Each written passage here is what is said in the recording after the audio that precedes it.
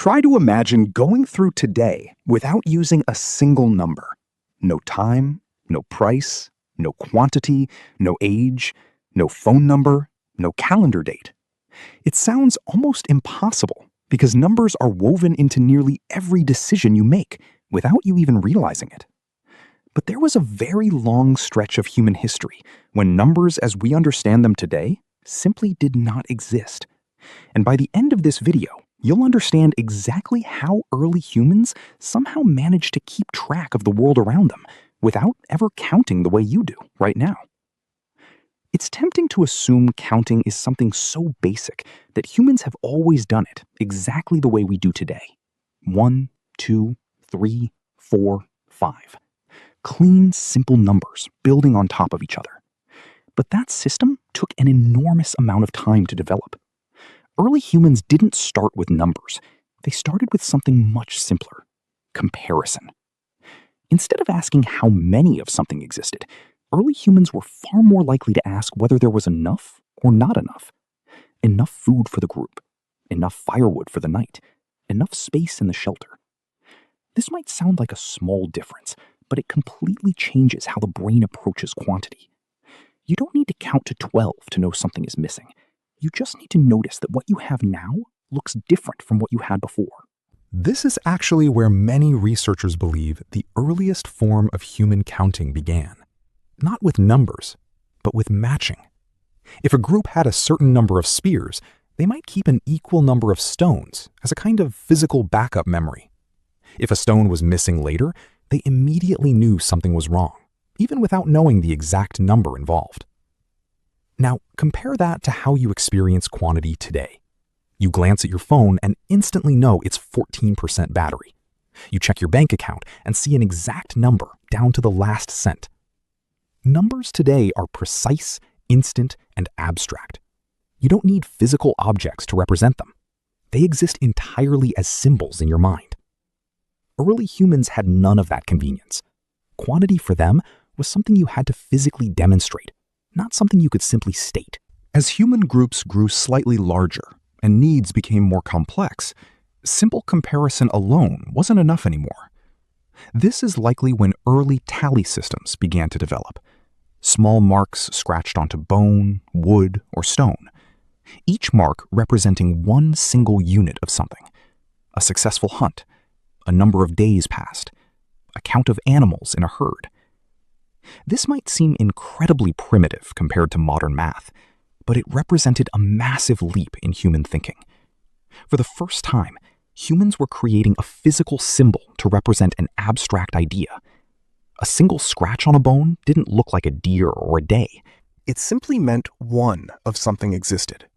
This is one of the earliest known steps toward true numerical thinking. Archaeologists have actually discovered ancient bones with intentional tally marks carved into them, dating back tens of thousands of years. Some researchers believe these were used to track lunar cycles, essentially creating one of humanity's very first calendars, long before written language existed.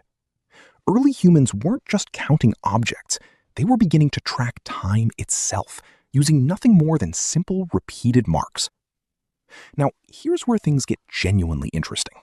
Even without formal number names, early humans could still represent surprisingly large and complex quantities using their bodies.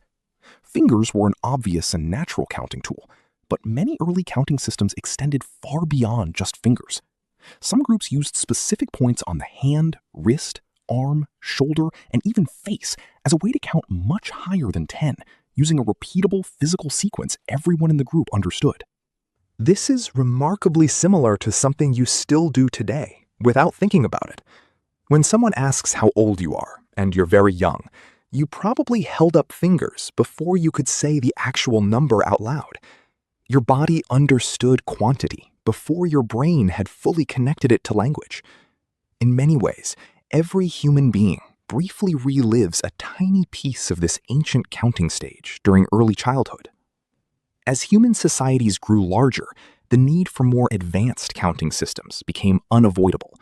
Trading goods, tracking large herds, organizing bigger groups of people. Simple tally marks and finger counting eventually became too limited. This pushed early humans toward inventing early number systems and eventually written numerical symbols entirely separate from spoken language. But here's something worth pausing on. Before any of that happened, humans had already survived for an enormous stretch of history without formal numbers at all. Which raises an interesting question. If counting wasn't strictly necessary for basic survival, why did humans eventually create it anyway? The answer likely comes down to memory and trust. As groups grew larger, it became harder to simply remember everything by instinct alone. If 10 people needed to share food fairly, memory alone became unreliable.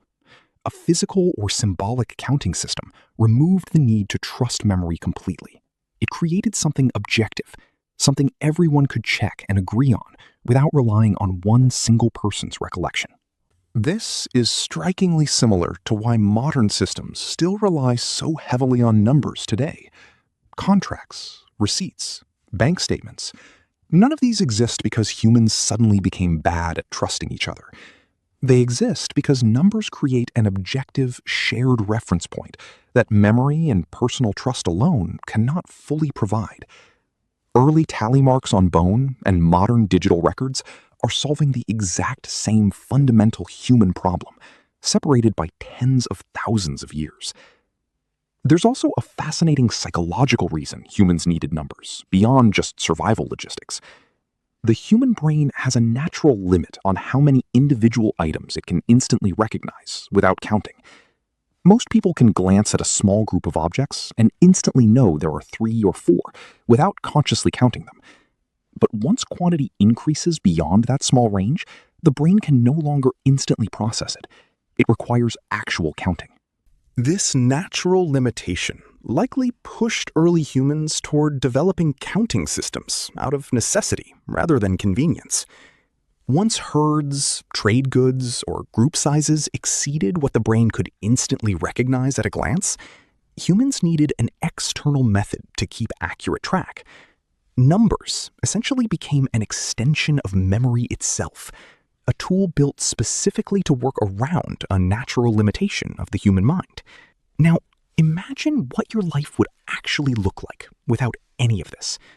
No prices, no measurements, no exact ages, no scheduling by specific times. Trade would rely entirely on rough comparison and trust. Time would be tracked only through natural patterns like sunlight, the moon, and seasons, rather than precise clocks and calendars. Cities as complex and organized as they exist today would likely be impossible to manage without numerical systems to track population, resources, and logistics at scale. In many ways, numbers didn't just help humans count objects. They allowed human society itself to scale far beyond what memory and instinct alone could ever support. Every modern system you rely on today, from your bank account to your daily schedule, ultimately traces its roots back to early humans scratching simple marks onto bone just to remember how many days had passed or how many animals were left in a herd. There's something genuinely humbling about that. An idea as simple as one scratch representing one object eventually became the foundation for advanced mathematics, engineering, global economies, and even space travel. Numbers feel so natural today that most people never stop to consider they had to be invented at all, just like fire or the wheel. This also reveals something important about how human intelligence actually developed over time. It wasn't a single sudden breakthrough. It was millions of small, practical solutions built slowly on top of each other. Early humans weren't trying to invent mathematics. They were simply trying to remember how many spears they had, or how many days had passed since the last hunt. And that simple, practical need eventually became one of the most powerful tools humanity has ever created. So the next time you glance at a clock, check a price tag, or casually mention your age without a second thought, take a moment to appreciate just how much human history had to unfold before something so simple could exist at all. Early humans spent countless generations slowly learning how to represent quantity using nothing more than comparison marks and their own bodies before numbers as we know them today ever came into existence. Maybe progress really does always work this way. not through a single brilliant invention, but through generations of people simply trying to keep track of a world that kept getting more complicated than memory alone could handle. If this changed the way you think about something as simple as counting to 10, make sure you subscribe to the channel, because we explore stories exactly like this every single week, uncovering how ancient humans really lived, thought, and survived long before recorded history began.